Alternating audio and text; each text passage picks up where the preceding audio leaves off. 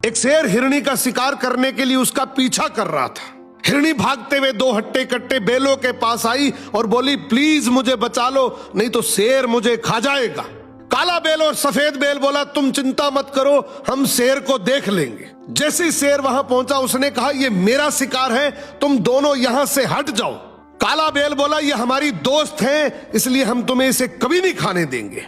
शेर बोला, तुम गलत कर रहे हो। सफेद बेल बोला, तुम जो करना चाहते हो करो, लेकिन ये हिरनी अब हमारी सुरक्षा में है। शेर बेबस होकर वहां से चला गया और सोचने लगा, इन बेलों को अलग कैसे किया जाए। तभी शेर ने लोमड़ी को बुलाया और कहा, कैसे भी करके इन दोनों बेलों को आपस में लड़वा दो। तू एक बार इन दोनों को अलग करवा दे, फिर मैं एक एक करके दोनों को खा जाऊंगा। लोमड़ी बोली, जी हुजूर, अभी जाती हूँ। सबसे पहले लोमड़ी सफेद बेल के पास गई और बोली, मैं तुम्हें एक बात बता रही हूँ, आगे मत करना।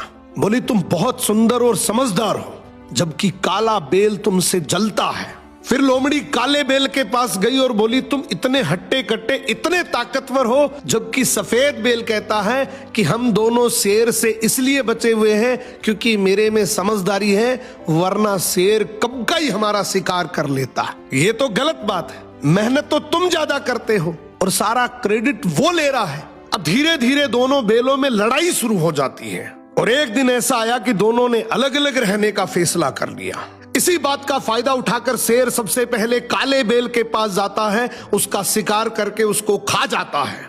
अब लोमड़ी कहती है, हुजूर, सफेद बेल भी जंगल में अकेला घूम रहा है। शेर तुरंत उसकी तरफ दौड़ता है और उसे भी अपना शिकार बना लेता है। इसीलिए कहते हैं, भाई भाई जब तक साथ हैं कोई कुछ नहीं बिगाड़ सकता।